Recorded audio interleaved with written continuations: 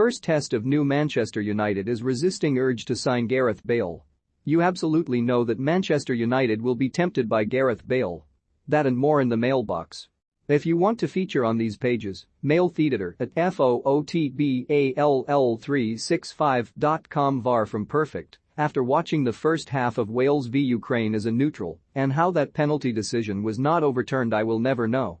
I was originally in favor of VAR, but now I despise it. It sucked the excitement out of the game to the extent I don't celebrate goals anymore. But on the other end of the spectrum, it was brought in to overturn refereeing mistakes or even get the referee over to have a look, to make a second judgment. If that was not a clear and obvious error, I don't know what it is.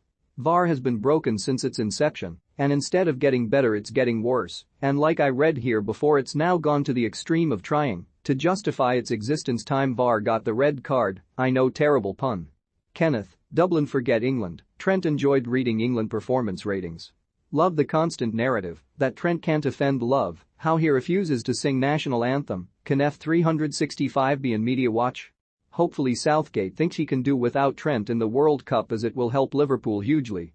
Watch England get knocked out in round 2. Watch fans turn on Southgate for being too defensive. Maybe understand why Liverpool is so angry as a city. Thanks to Thatcher. Thanks to the Sun. Thanks to France. Inwa. 8-7 will come. Guildford on booing. And Trent. Okay, so Hungary fans showed they are raising their children to be racist, which was disgusting to witness. One other thing that really grinds my gears is players, yes you Trent, not singing their national anthem. If you choose to not sing it, that shows you have no allegiance to the country, so why are you on the pitch wearing the shirt? On another subject, the most important, if England come bottom of the table, will Southgate get sacked? Sarn Smith, Eddie Howe next England manager. Please, Belgium on the decline. Belgium can do better than getting battered 4-1 by the Netherlands, they really can. Having a European champion in goal would have helped. Also having a settled back four instead of a three at the back with the unconvincing Boyata. The suspicion remains that Martinez can't organize a defense. There were moments going forward where De Bruyne, Hazard, and Trossard showed their creativity, but it was quickly snuffed out. Forgotten man Michy Batshuayi came on and scored a late consolation. Having said that, the Netherlands look amazing, rock solid at the back, accurate in midfield and clinical up front. Bergwijn looks inspired and Depay creative for that third goal.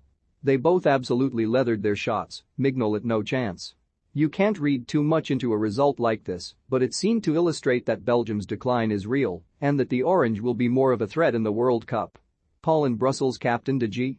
No chance. News is circulating today that David may be in line to be United next captain. I will use another David news story to explain why this is a bad idea. While De Gea is probably the world's best shot stopper, he can be found lacking in certain areas. Namely, I found he isn't a highly vocal player, doesn't command his area too well, isn't great at high balls, and has poor distribution.